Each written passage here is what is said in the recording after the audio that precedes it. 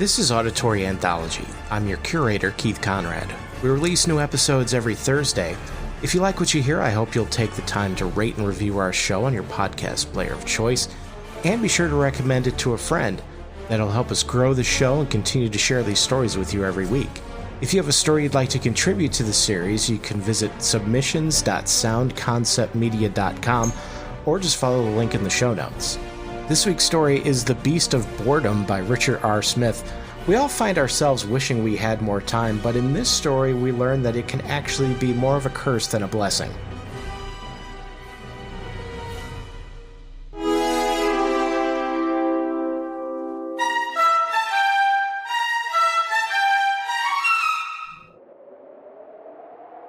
The shack at the edge of the dead canal was so carefully camouflaged he almost passed by it.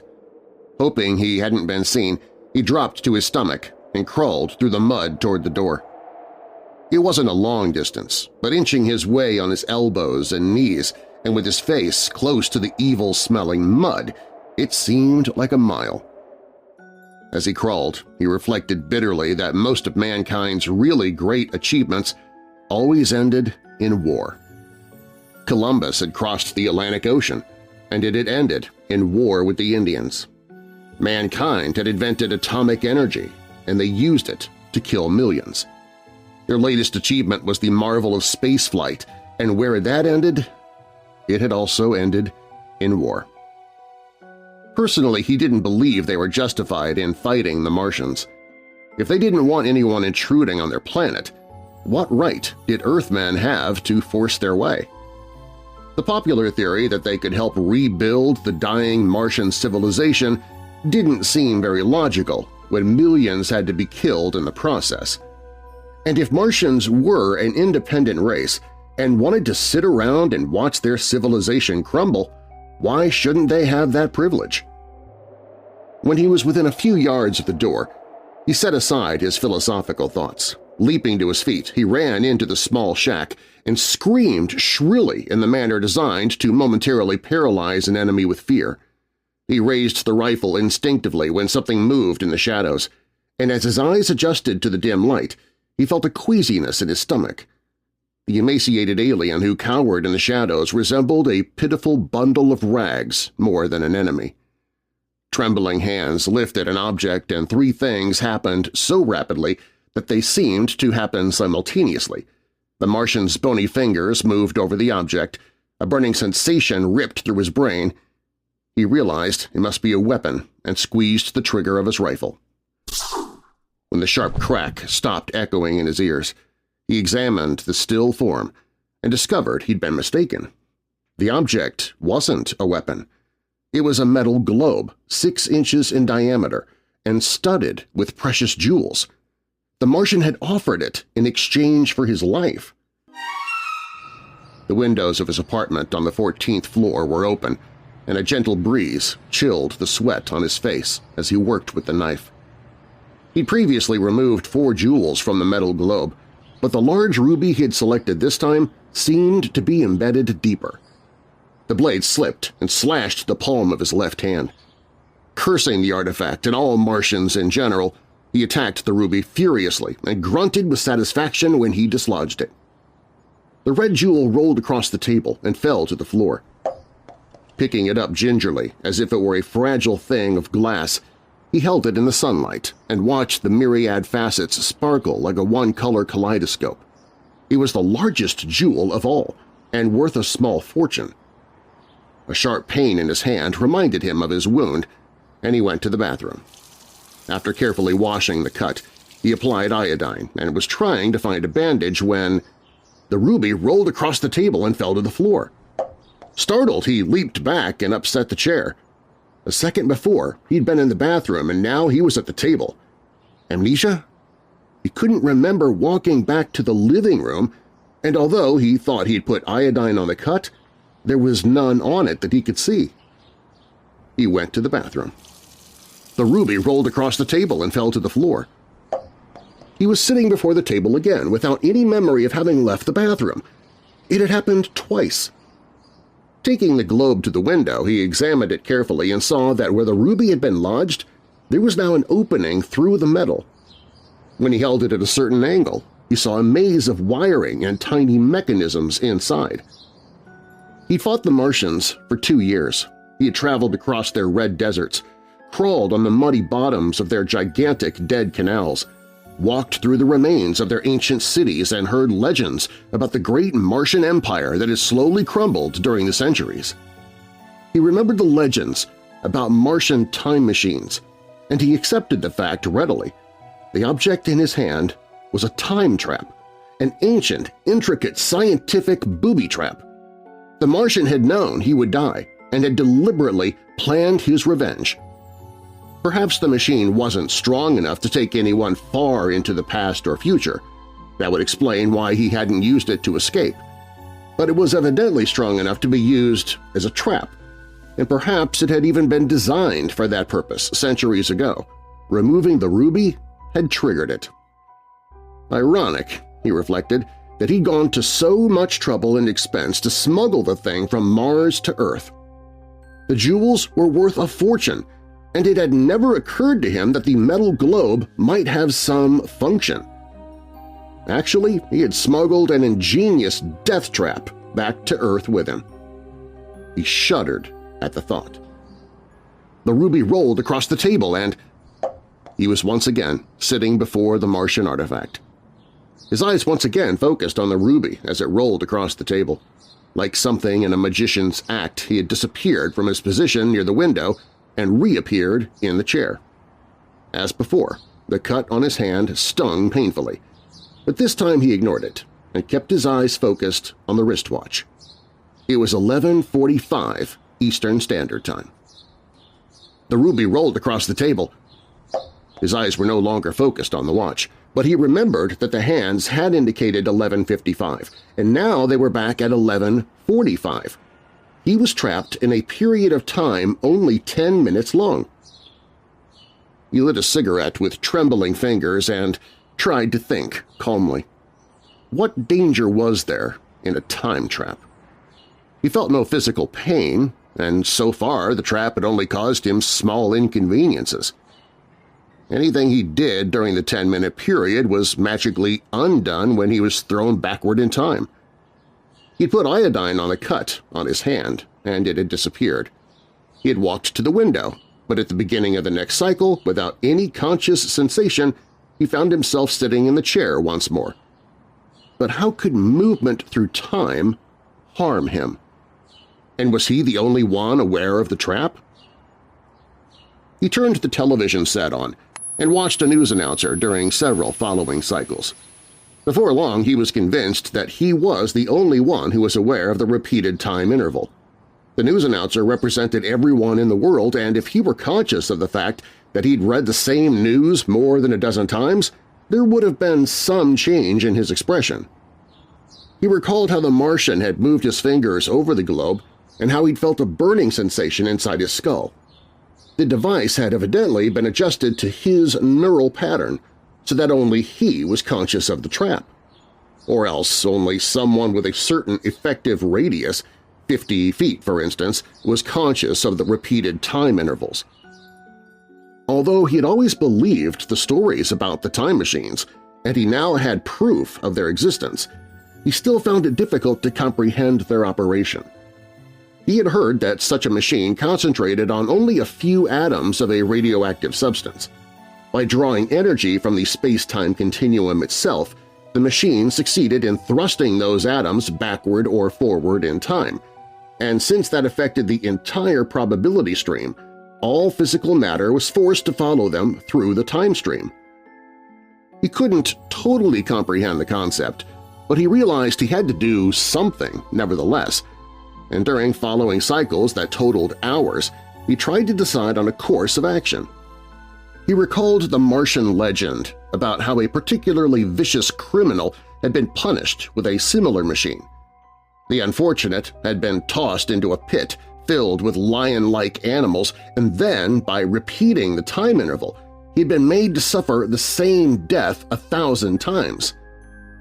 In his own case, he was in no physical danger, but he knew that an enemy was creeping toward him, an enemy that could kill him as surely as any lion.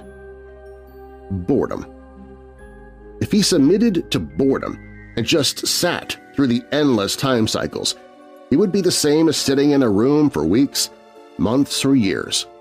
That would be the same as solitary confinement and would eventually drive him insane. So there were two possibilities. He could attempt to wreck the machine or wait for it to wear itself out and fight boredom while waiting. It didn't take him long to decide that he should wait for the machine to run down. If the alien devices really drew energy from the space-time continuum, it would be dangerous to tamper with one. A wrong move when fooling with such a tremendous amount of energy might be disastrous, and perhaps that was exactly what the old Martian had planned for him to do. On the other hand, it didn't seem possible that a machine could run forever. There should be plenty of ways to keep himself occupied and his mind busy while he waited. He began reading the magazines scattered about the apartment. There was only time to read a few pages, but he mentally noted the page number during each cycle, and when the succeeding interval began, he opened the magazine to that exact page and continued.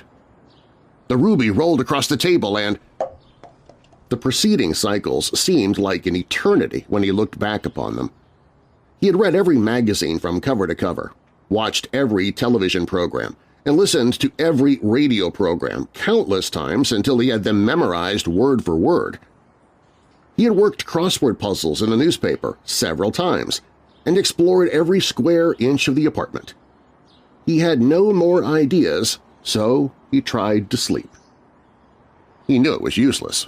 During each 10-minute interval, he had time to walk from the chair to the Davenport, close his eyes and relax his body.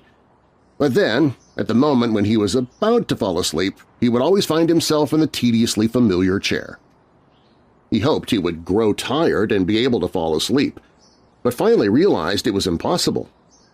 Since the machine influenced the space-time continuum and the same 10-minute interval in time was always repeated, all physical things in space were exactly as they had been at the beginning of the cycle. His body had been refreshed at the beginning of the original cycle, and it would always be in the same condition. He would never grow older, he would never become hungry, and he would never become tired physically. Desperate for a way to overcome boredom, he used the bottle of whiskey in the kitchen. After several attempts, he discovered to his dismay that there were ways to get violently sick from gulping liquor, but no possible way to get drunk in 10 minutes.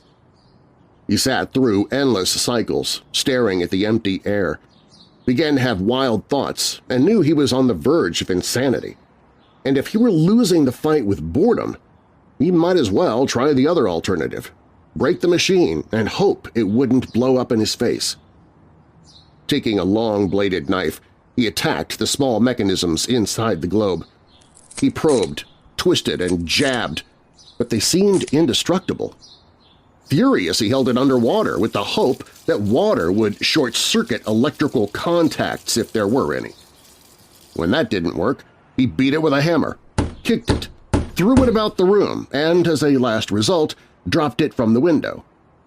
It bounced off the sidewalk 14 floors below and attracted attention.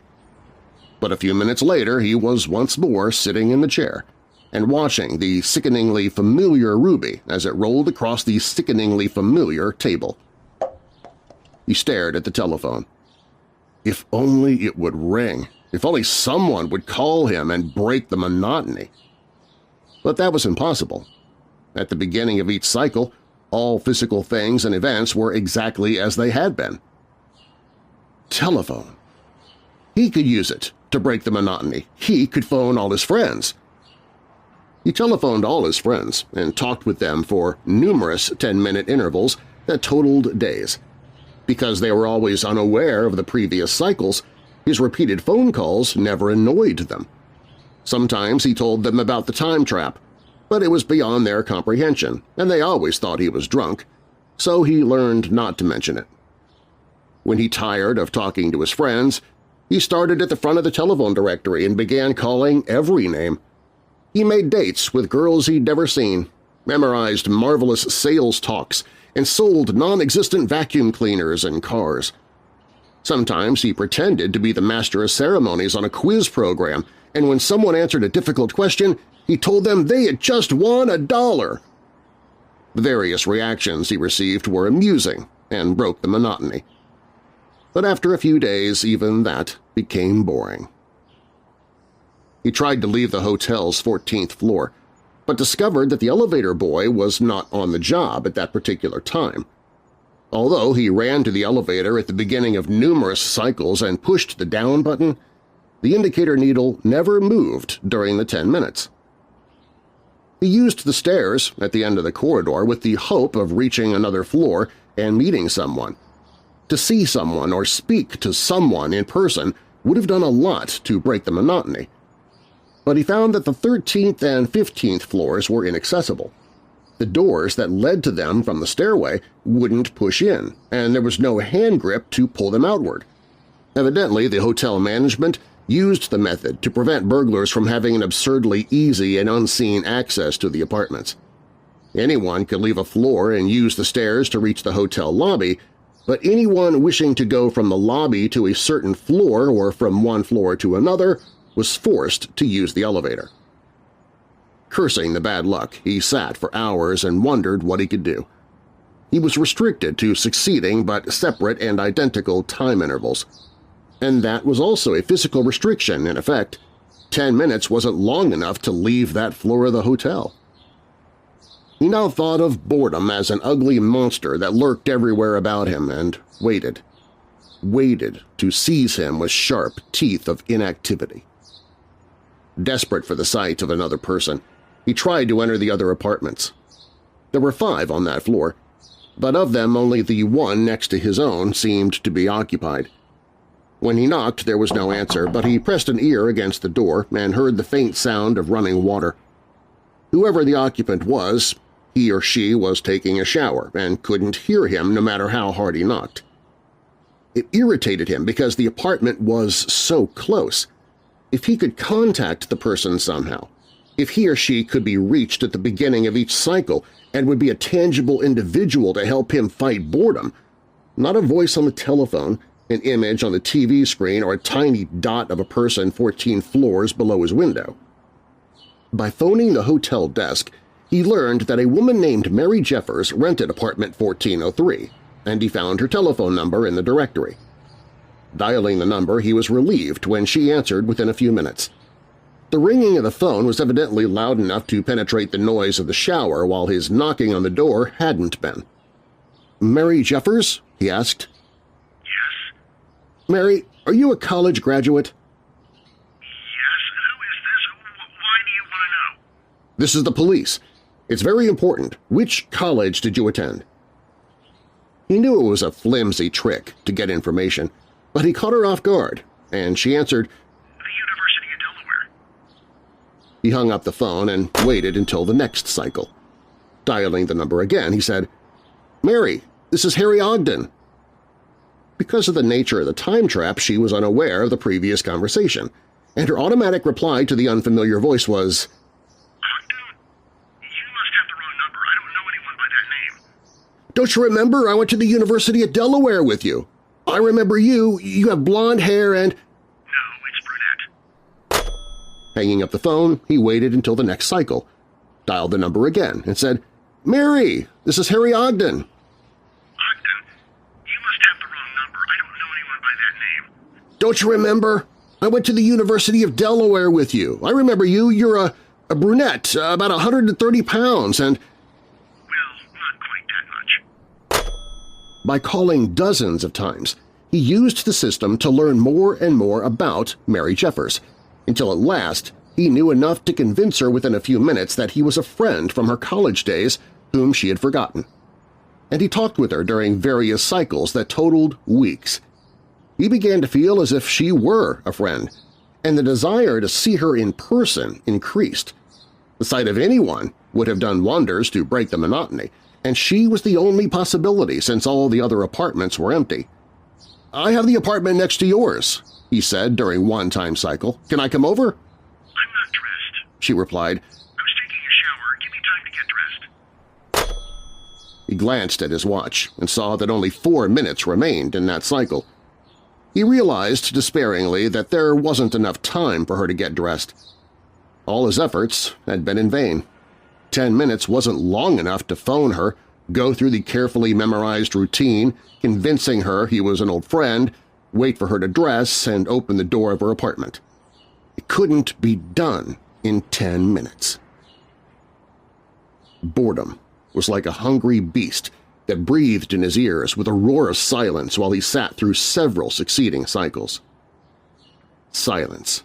It seemed to echo in his ears as he looked about the apartment. It seemed to whisper that he was losing the duel. The Martian's trap was working. He would sit and wait and think endlessly until they were wild thoughts and he was insane.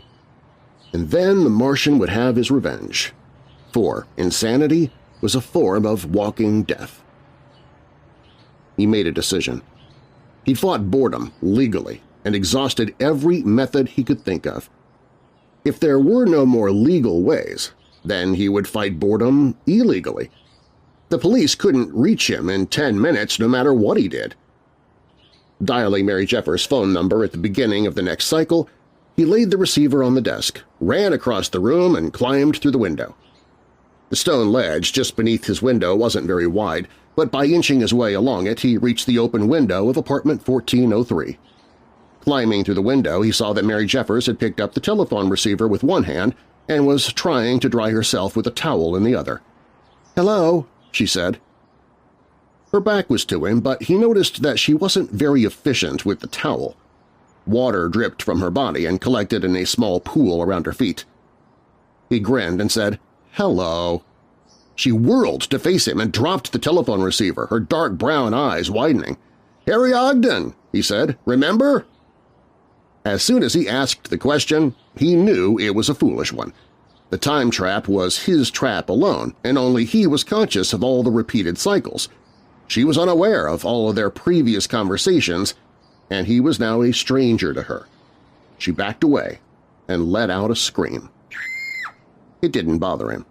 It was music to his ears, a sound that broke the silence of his peculiar world, a weapon to combat boredom with, and he reflected that he would make many trips to apartment 1403.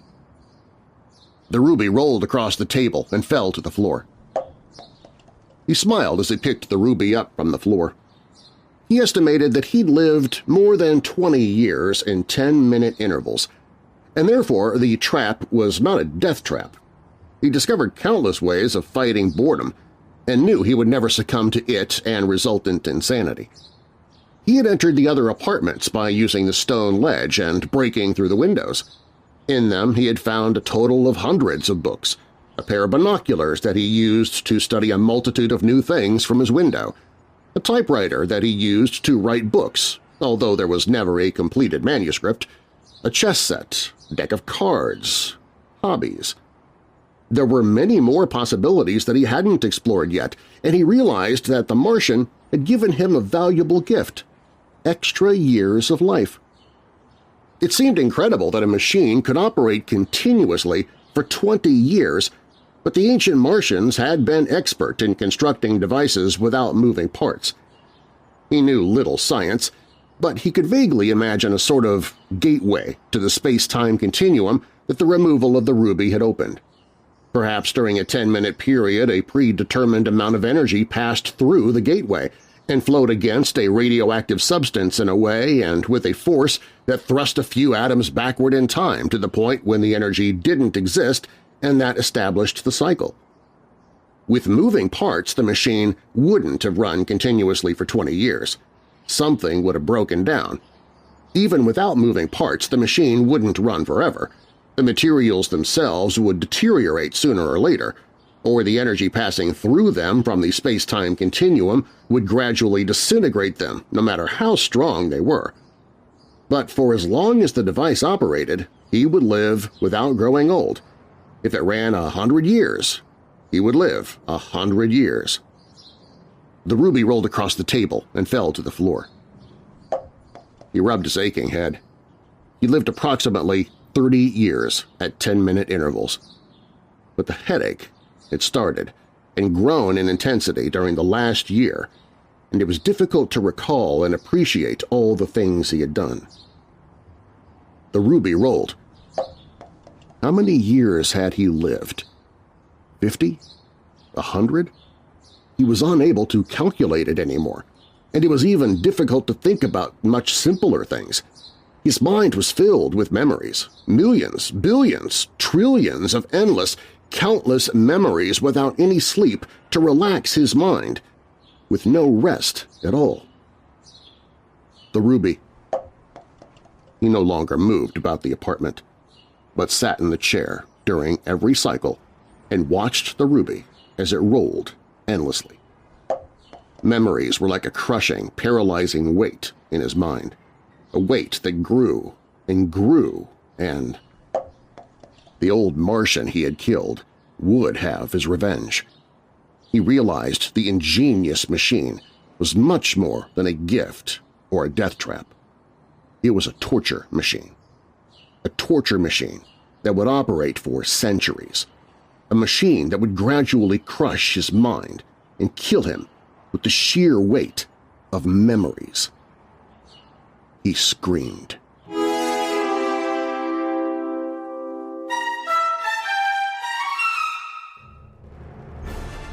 Auditory Anthology is curated and produced by me, Keith Conrad. Your narrator is Darren Marlar. Be sure to check out Darren's award-winning paranormal podcast, Weird Darkness, available at WeirdDarkness.com and your podcast app of choice. This week's story was The Beast of Boredom by Richard R. Smith. It was originally published in Infinity magazine in April of 1958. Coming up next week, we'll have 0 Hour by Ray Bradbury. When kids are young, parents can often find themselves coming off as the bad guy. It turns out that might provide just the opening alien invaders need.